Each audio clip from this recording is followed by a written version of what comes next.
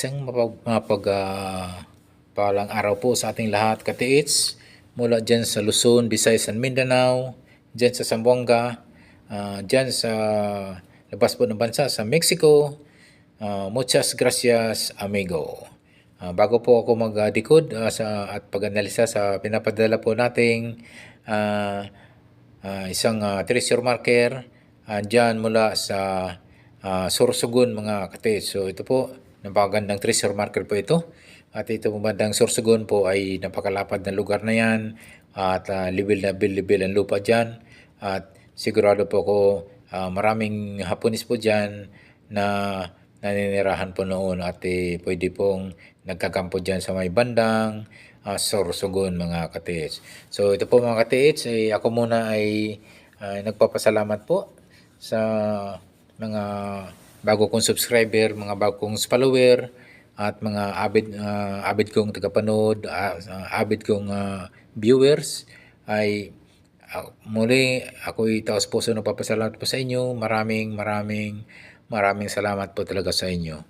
At sa walang sawang pagsuporta po sa aking YouTube channel po, bagamat ito'y maliit pa lamang, hari naman po ito'y lumago, mga katiits.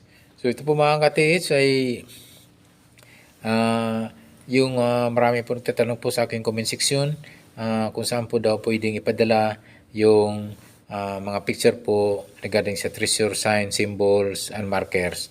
Pwede nyo pong ipadala po ang treasure sign and markers ng mga treasure o yung Masita treasure sa aking Facebook page, Alejandro Sanchez, na mayroon pong seed po, ang profile ko po doon, naka-sunglass po ko doon. Marami kasing Alejandro Sanchez po ang lumalabas doon. So, hindi lang ba marami ito yung kapangalan, mga katiits. So, ang pipiliin nyo po, yung sa profile ko po na naka-seed o naka-sunglass po, mga katiits. Pwede nyo pong ipadala doon. Pwede nyo isend po sa aking Facebook page, mga katiits. Yung ibang mga katiits, kaya siguro hindi nakapasok, i-add friend muna ako, mga katiits. Kasi nga, kapag hindi tayo friend, hindi po tayo makapagpadala po, makapag-send po ng ating treasure, mga treasure marker o treasure sign o symbols, mga katiits. So, ang gagawin nyo po, mga katiits, i-add friend nyo muna ang ako, saka po nyo ipadala po sa aking Facebook page, Alejandro Sanchez. Piliin nyo po yung naka-seed po ako, naka-sunglass po. Okay po, tuloy na po tayo sa pagdikod at pag-analisa na mula ito sa Sorsogon po, mga katiits, na nagpatulong po sa pagdikod o sa pag-analisa na napakaganda pong treasure marker o treasure sign to, mga katiits. So ito po, mga katiits, ay aking pong nakita ay isang box po, mga katiits. So ito pong bagamat itong ay hindi siya diretso po na isang box, so isa pong item na pwedeng nakalagay po ito sa isang box, mga katiits, na ito legit po at talagang man-made na ito ginuhit, in-engrave po ito sa bato ang kanyang pagkaukit po, mga katiits. So ito po, mga katiits, ito po, ate pong sundan po, mayroong naghugis Y, hugis letter Y. Posible po ito ay malapit sa ilog o sa river po, mga katiits. So, kapag mayroong mga ganyang naka-engrave po na letter Y, ito po ay nagtutukoy ng river o ilog, katiits. So, yan po ay yung isa po sa ating tinitingnan dito na posible po ito, ang item nito ay malapit po sa ilog, mga katiits. So yan ang isa po akong nakita na isa pong mga nakaguhit po, naka-engrave po ay isang boxes po, mga katiits, at yung ibang ay letter Y na ito may mga direction po, may kanya-kanyang direction po, mga katiits. So yan po ang susundan po natin, yun po ang himay-himayin po natin, yun po ating titingnan maya-maya at kung saan po ito nakaturo, saan po ito mga nakapinpoint ang aruhid, para ito ay ating malunasan at may guide kung saan po located po yung item nito, katiits. So yan po, mga katiits, ay Isa pong parang nakita ko dito ay medyo may kalakihan po itong treasure marker to mga katits. So talagang ito'y sinasadya lang inukit. So ito isang man-made po na sinadya pong inukit mismo sa bato nito mga katits. So yan po ay isang naghugis box or glitter Y. So ito po marami po siyang pwede pong mabasa po natin. Yan parang nakabox po siya. Meaning ay isang treasure box po ang posible po itong mayroon po ang treasure marker sign to mga katits. Ayan po mga katits ay so isa pong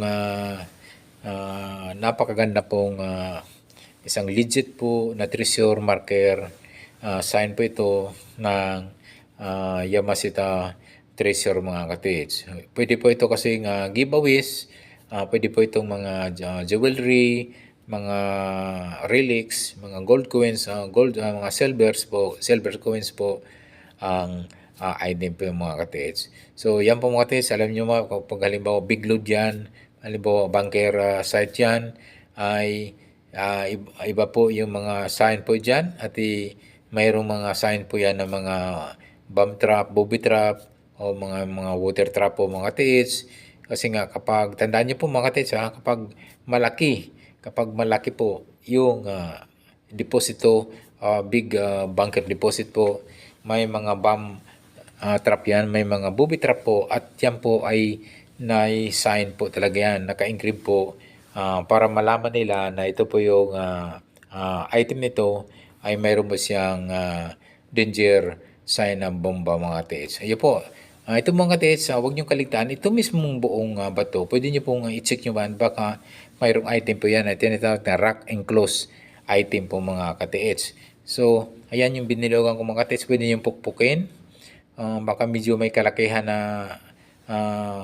markers ito na bato. Dahil ang kuha lang kasi mga katits nito ay itong portion lang po ng naka-engrave po na mga guhit. So, hindi natin malaman kung gaano kalaki itong markers to mga katiits. So, yan po yung biniliwan ko mga katiits. I-check nyo po, pwede nyo pong i-detect po ng metal detector or gold locator. Or, pwede nyo pong pagbukin po ng maso yan. Alamin nyo po yung tunog. Pag alam nyo mo, pag solid yung tunog, ay siyempre, solid po yan. Talagang Pero pag ampaw, iba po ang tunog ng ampaw mga katiits. Pwede po, kapag ampaw po ay pwede pong medyo ang ilalim nun ay medyo maluwag at pwedeng mayroong rock enclosed item po yan mga katits. So yun po yung hindi po nakapansin na katits po natin na minsan po lalo na pag walang treasure hunting equipment ay hindi po nila malaman na yung pala yung items ay nasa mismo sa bato at minsan yan ay linalagay po mismo sa pinaka bato mga katiits. Ayan po. Ang next move nyo mga katiits, yung nagbadala po sa atin mula sa Benguet sa Luzon, i-check nyo pong yung apat na sulok, east, west, north, and south sa distansya po ng 1 hanggang 3 meters mga katiits. So baka po mayroong counter sign yan o mayroong coordinated markers yan na pwedeng nagtuturo o nagpipinpoint po sa item. Yung marker kasi na coordinated o sinasabi na counter sign markers ay posibleng doon mismo sa counter sign o sa counter markers doon nakalagay po yung item. So, yun yung tandaan doon lagi mga katiits. So, yung apat na sulok o yung apat na kanto, yung east, west, north, and south, sa distansya po ng 1 to hanggang 3 meters ang distance, pwede nyo pong i-detect po ng metal detector, pwede nyo i-detect po ng gold locator. Kung wala naman mga katest, pwede nyo pong yung wala tayong gamit, halimbawa yung katest po natin na wala tayong treasure hunting equipment po, pwede po natin mag-test dig po sa apat na sulok po niyan. Pwede po sa waist, 1 to 3 meters, so yung depth ang lalim, mga 1 meter or 1.5 meters po ang lalim. So, yung ganyan po talaga mga katest kapag wala tayong treasure hunting equipment, like detector and gold locator. So talagang umasa lang po tayo sa mga decoding, sa analyzing at sa mga arrowhead, sa mga naka-pinpoint po na naka-engrave po na mga sign and markers mga ka-TH. So yan po, huwag niyong kaligtaan po ka-TH na yung apat na sulok po o yung distansya po na 1 to hanggang 3 meters, pwede po kayo magtisdig po ng 1 meter below yung lalim at ganun din po sa west, north and south mga ka-TH. Lalo na po kung wala po kayong treasure hunting equipment like gold locator and metal detector ka-TH. So yun po ka-TH ay isa po yan sa magiging hindi talaga ito natin masabi mga ka-TH na yung pagde-decode ay hindi 101% na tayo tukoy natin yung items. Bagamat kailangan pa rin natin ng treasure hunting equipment like metal detector and gold locator mga ka-TH. So yan po, sana po ay nasundan po ng ating ka-TH na dyan sa area po ng Benguet, dyan sa Luzon ay napagandang lugar niyan mga ka-TH. So thank you so much po sa walang sawang pag-asa, walang sawang pagsubaybay at maraming salamat po sa pagtitiwala sa pagpadikod po nyo sa inyong treasure symbol, treasure sign mga ka-TH. Okay po mga ka-TH, yung bago pa lang sa aking YouTube channel, favor lang po, don't forget to subscribe and also don't forget to hit the notification bell button para updated po kayo sa aking pang mga video pang ipapalabas. Maraming salamat talaga mga ka-TH sa walang sawang pagsubaybay sa mga viewers ko, mga avid kong viewers.